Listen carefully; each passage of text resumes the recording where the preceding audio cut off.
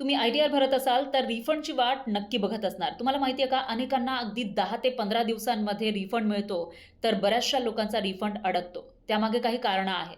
ही कारणं समजून घेतली आणि त्या चुका टाळल्या, तर तुम्हालाही लवकरात लवकर रिफंड मिळवता येऊ शकतो. कसं ते बघूयात या व्हिडिओमध्ये. सगळ्यात महत्त्वाची गोष्ट आहे ई-व्हेरिफिकेशन. ज्यावेळेला तुम्ही आय-टी-आर फाईल कराल, त्यावेळेला ई-व्हेरिफाय करायला विसरू नका. म्हणजेच एक ओ-टी-पी तुमच्या मोबाईल नंबरवर येईल. तो ऑनलाईन टाकल्यानंतर ई-व्हेरिफिकेशन होतं आणि त्यामुळे पुढची जी प्रक्रिया आहे ती स्मूथली होऊ शकते, लवकर होऊ शकते. दुसरी महत्त्वाची गोष्ट आहे तुमचा पॅन कार्ड आधार कार्डशी लिंक असणं. कारण तसं नसेल तर ई-व्हेरिफिकेशन होणार नाही. कारण ई-व्हेरिफिकेशनसाठी येणारा ओ-टी-पी हा त्याच मोबाईल नंबरवर येतो, जो मोबाईल नंबर त्या आधार कार्डशी लिंक असतो, जो आधार कार्ड पॅन कार्डशी लिंक आहे.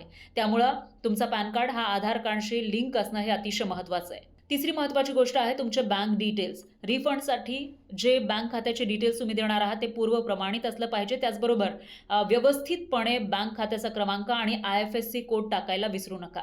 चौथी महत्त्वाची बाब आहे टी-डी-एस डिटेल्स मॅच करणे. तुम्ही खर्चाचा जो तपशील देताय, टी-डी-एसचे जे तपशील देताय ते मॅच झाले पाहिजे. जर त्याच्यामध्ये तफावत असेल तर मात्र तुमचा रिफंड अडकू शकतो.